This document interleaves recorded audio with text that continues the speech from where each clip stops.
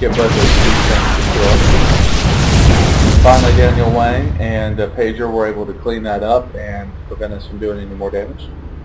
And he's give Daniel Wang credit because he actually does a great job with his observer. He's trying to scout around, trying to figure out what's going on, where everything's at, and of course does end up finding this little bit of an army here.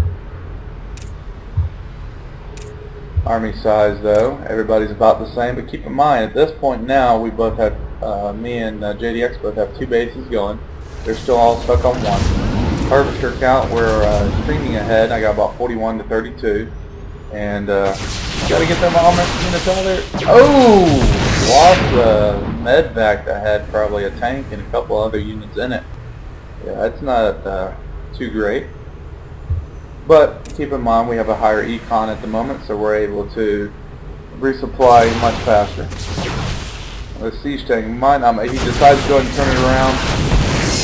Unfortunately wasn't able to even do damage besides the shields. Stalkers can outrun tanks, so might as well turn around and try and do some type of damage as opposed to just standing there and letting it get killed.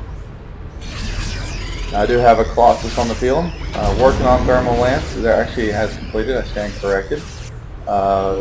Production tab shows that I'm actually building another Colossus as JDX has switched over to Ghosts. So we might see some nukes or possibly some cloaked action. This little observer is doing a good job, like I say, of scouting. You see it scout the closest bases possible, and just to see what he can do there. And he does end up finding JDX's expansion over on this side. He has a lot of minerals, so he definitely needs to start building more facilities or expanding. So he does decide to expand in the bottom left corner instead of taking this one, trying to ninja an expansion over here in the corner so that we might not know where it's at. Now they are getting the high ground here and probably thinking about possibly doing an expansion here. But they do end up, Pedro does get the gold on their side. And if they can hold it off for a while, it's definitely going to hurt us in the long run. Now I do have a decent army, got 2 Colossus, but going up against those tanks and warping against Stalkers, of course with the units that Pedro has, if I committed to it, more than likely I'd just get destroyed in doing so. Armor level 1 and weapons level 1 are coming for me. Looks like JDX is going for personal cloaking for his ghosts, so he is going to end up using them in some way. Looks like Daniel Wang is sticking with Immortals. I don't believe he's got Colossus tech yet. He's building a couple cannons because he's afraid of possible drops in his base.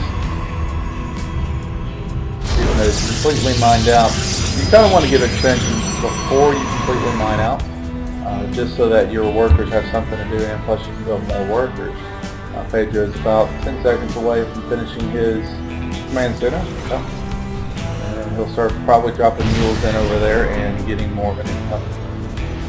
Probably outdo it in that regard. Now this expansion was spotted, of course, so both the armies JDX has to deal with are Pedro and Daniel Wang. It looks like both of them might commit to some type of attack over here. At the same time, he left 3 of his tanks to try to defend on this side. And I guess I was wrong. They were just going to walk around and allow JDX to get the minerals uncontested.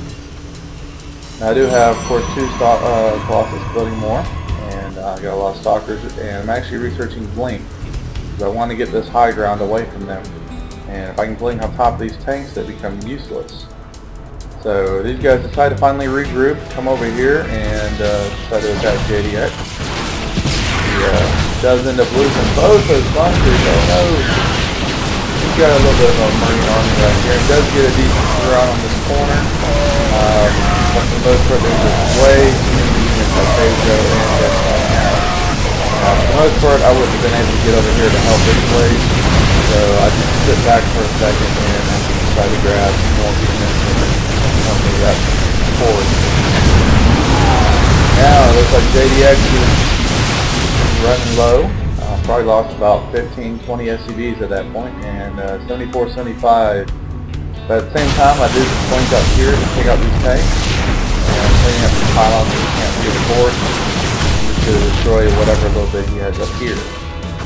Yeah, JDX did lose his whole base, but now we have a forward foothold that we can resupply to and probably make something happen from here. Looks like Pedro and Daniel Wang decide to rally all their troops around this planetary fortress, which is good. Not only are they doing the damage from their units, but the planetary fortress can easily be healed and attack and do a lot of damage because of it. They do damage of 40, so I mean, for the most part, it's roasted. I do think with a little bit of attack, I do have Blink, and I do see that he has a much harder army, so I do actually pull back. The Terran player convinces by himself, and push my plot to roasting. So what I'm trying to do is trying to find them one at a time, because if I find them at both at the same time, I'm probably going to win. Now, he has had his SCV get ready to start preparing, and I'm actually going to attack the SCV, just because I can probably, with those SCV numbers now, it might be a little easier to destroy that planetary fortress as opposed to attacking the whole time. Now, we are playing a little cat and mouse, backing up, moving forward where we can. At the same time, we'll keep on, keep supplying, keep growing troops up here. I take down the planetary fortress, so we've got too many SCVs to help heal. JDX does drop a couple of heals here to help heal my unit, which is very nice.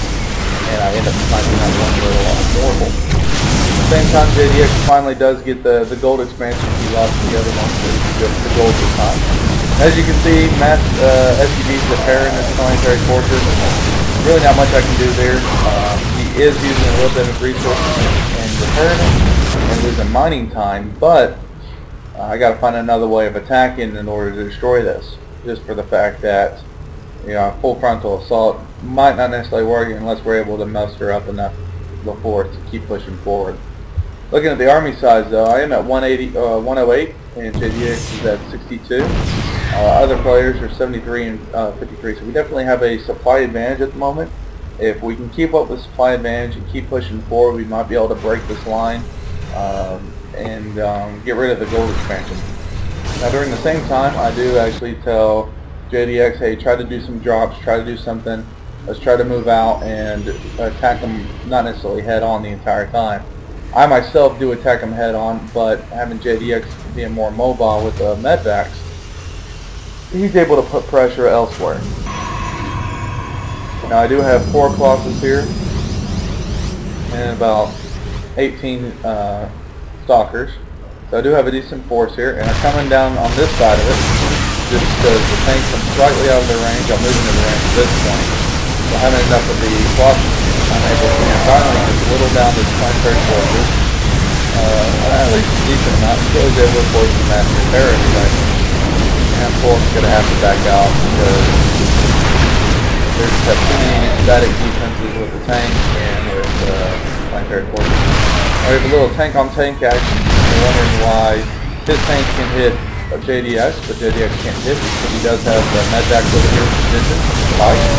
Be able to see it because of that. I do blink in on top of that Colossus, trying to destroy it. That's very well. And then I just push in on top of the siege tank because I noticed how much left them to do. And now at this point, I realize, okay, he's really got nothing going on. I still have 3 Colossus. So I attacked the planetary fortress. Of course, it's still not working too well for me. Ended up deciding to roast a couple SCVs. Roasting them makes it a little bit easier to take down the planetary fortress. It looks like to keep reinforcing here to the threshold from where most of the action is. Both units are moving forward to this position because if we're able to take this out, then it will be most part easy if you think about it.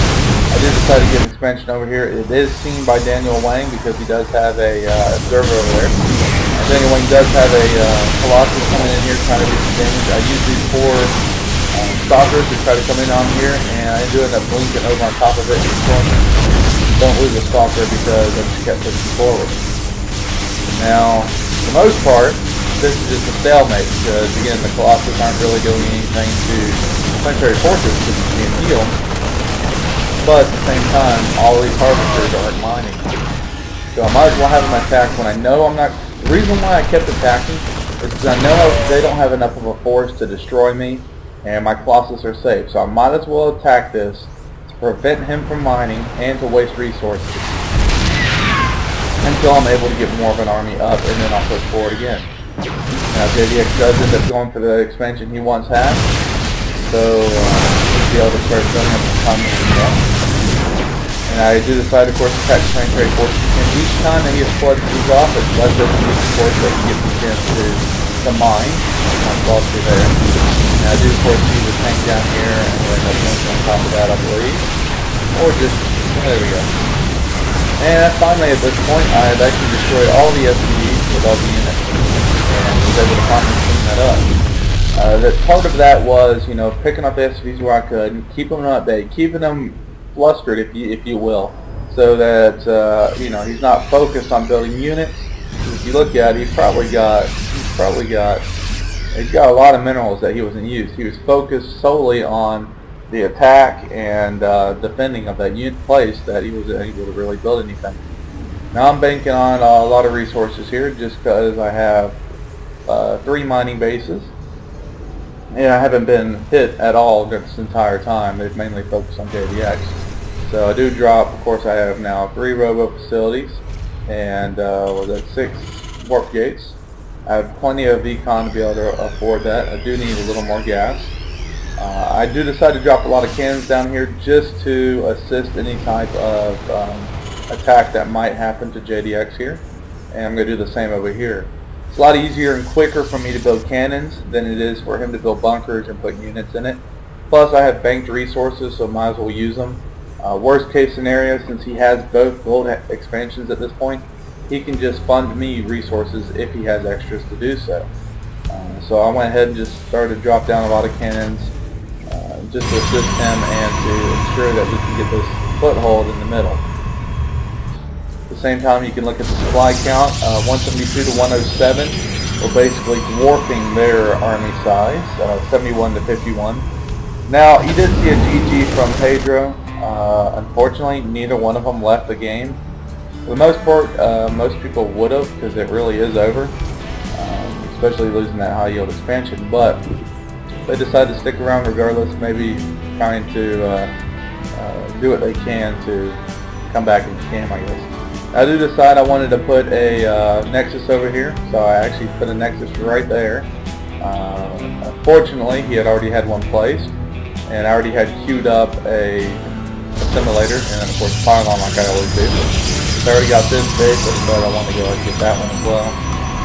Scouted over here with my probe, saw, I was like, dang it, it's already been taken. So of course I'm going to bring my army over here to destroy it.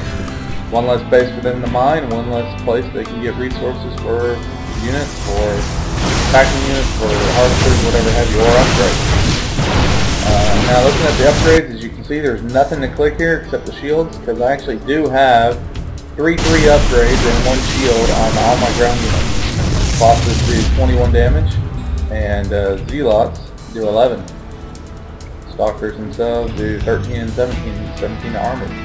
So I do have full upgrades except for shields, which aren't a major thing, for my Colossus and for my ground army. JDX has got 1 for his tank. That's probably about it. 1 and 2 for his infantry. He's over here just sniping with a bunch of goats. That's actually kind of cool to watch. All of them are invisible, so he can't be seen, and he's over there just sniping the hell out of them. Of course, I end up moving up here, destroying a little bit of the Protoss base.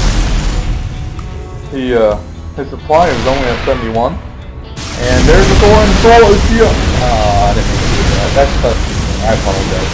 But anyways, I decided to blink up here on top of the door and the box. As you can see, the 3 upgrades just annihilated what was left of that army. And as you can see, that was it. You know, I hope you guys enjoyed it. I do have a few units down here that's going to clean that up. If you want to, you can go to cidsreplays@gmail.com and you can email me StarCraft 2 replays of yourself if you would like, and I'll do my best to cast them. Again, that's cidsreplays@gmail.com. Also, regardless, I appreciate any type of comments, the good, the bad, the indifferent, and post them down below. Subscribe if you like. If you don't like, I apologize. Maybe I'll be able to get you some other time, but I do hope you enjoy it, and look forward to casting again and seeing you guys at another time.